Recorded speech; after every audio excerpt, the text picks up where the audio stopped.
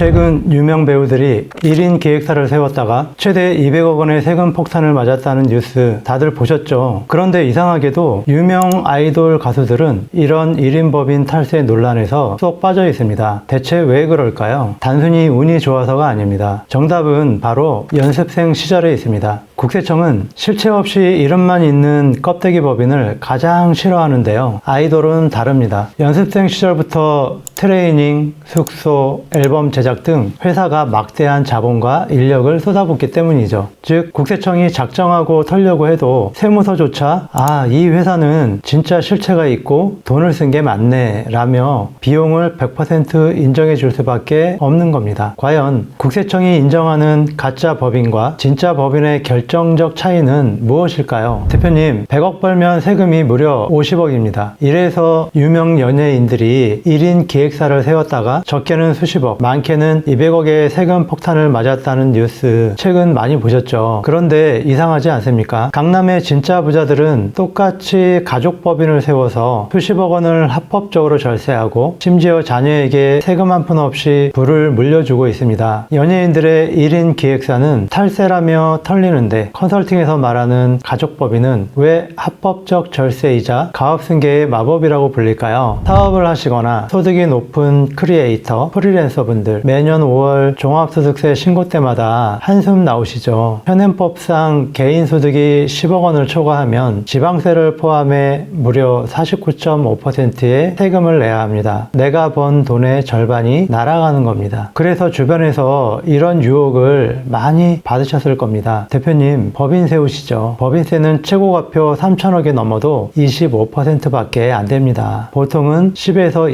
20% 수준이죠. 법인 만들어서 세금 확 줄입시다. 맞습니다. 이 엄청난 세율 차이 때문에 최근 유명 배우들이나 유튜버들이 부모님이나 본인 명의로 1인 기획사를 세웠습니다. 그런데 결과가 어땠나요? 국세청이 작정하고 털어서 배우 A씨는 200억 원, 또 배우 누구는 60억 원, 또 다른 배우는 70억 원의 추징금을 맞았습니다. 이 기사들을 보고 나면 가족법인 만들면 나도 국세청 타깃이 되어서 패가망신하는 거 아니야? 하고 덜컥 겁이 나실 겁니다. 여기서 제 주장을 확실히 말씀드리겠습니다. 최근 뉴스에 나오는 연예인 1인 법인과 자산가들이 승계와 투자를 위해 만드는 가족법인은 완전히 다른 맥락입니다. 그 원리는 바로 세법의 가장 무서운 대원칙 국세기본법 제14조 실질가세의 원칙 때문입니다. 국세청은 껍데기가 법인이라고 해서 무조건 법인으로 인정해주지 않습니다. 실체를 봅니다.